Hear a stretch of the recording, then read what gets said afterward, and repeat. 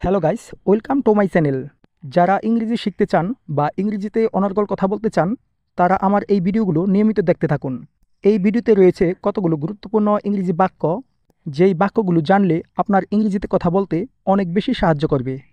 তাহলে চলুন শুরু করা যাক। প্রথমেই আছে আমি এই জন্য দুশ্চিন্তা করি না।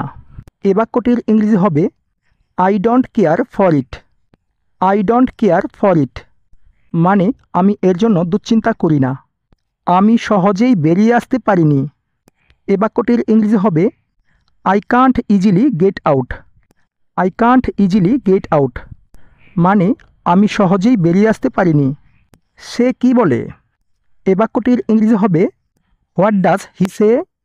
হোয়াট ডাজ হি সে মানে সে কি বলে। তুমি যা বলেছ তা যেন সত্যি হয়। এ বাক্যটির ইংরেজি হবে I hope what you have said come true. I hope what you have said come true অর্থাৎ তুমি যা বলেছ তা যেন সত্যি হয়। আমি এ বিষয়ে অজ্ঞ। এ বাক্যটির ইংরেজি হবে I am ignorant about this. I am ignorant about this অর্থ আমি এ বিষয়ে অজ্ঞ। তোমার মন কি বলে শুনো। এ বাক্যটির ইংরেজি হবে লিসেন টু ইউর হার্ট।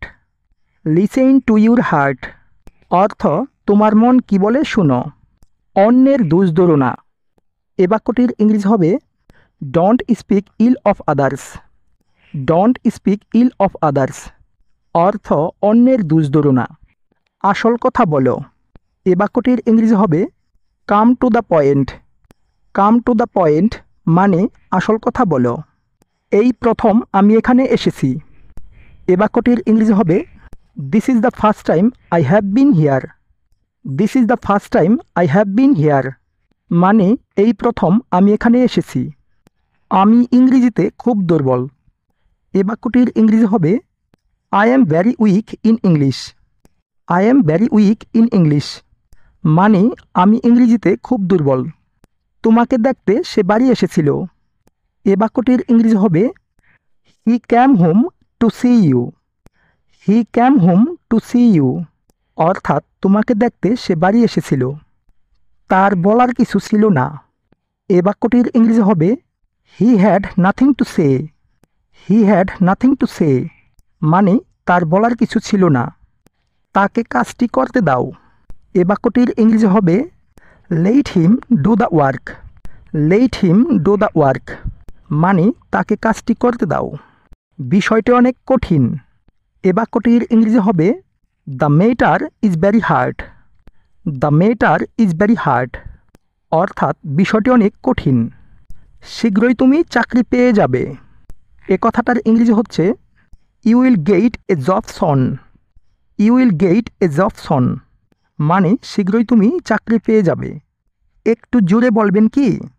এ বাক্যটির ইংরেজি হবে what you be louder please. What you be louder please অর্থাৎ একটু জোরে বলবেন কি? এখানে কি হচ্ছে? এ বাক্যটির ইংরেজি হবে what's going on here. What's going on here মানে এখানে কি হচ্ছে?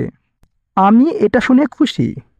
এ বাক্যটির ইংরেজি হবে I am happy to here that. I am happy to here that মানে আমি এটা শুনে খুশি। তাতে আমার কি? এ বাক্যটির ইংরেজি হবে সো হোয়াট অফ মি।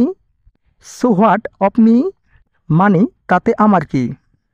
আমার উপর বিশ্বাস রাখো। এ বাক্যটির ইংরেজি হবে keep faith in me. Keep faith in me অর্থাৎ আমার উপর বিশ্বাস রাখো। গাইস, এইভাবে প্রতিদিন কিছু কিছু ইংরেজি প্র্যাকটিস করুন, তাহলে আপনার কাছে ইংরেজি জড়তা অনেকটাই দূর হয়ে যাবে। ভিডিওটা ভালো লাগলে অবশ্যই লাইক করে দিন আর অন্যদেরকেও শেয়ার করে দিন, যাতে করে অন্যেরাও শিখতে পারে। আজকে এ পর্যন্তই। Thanks for watching.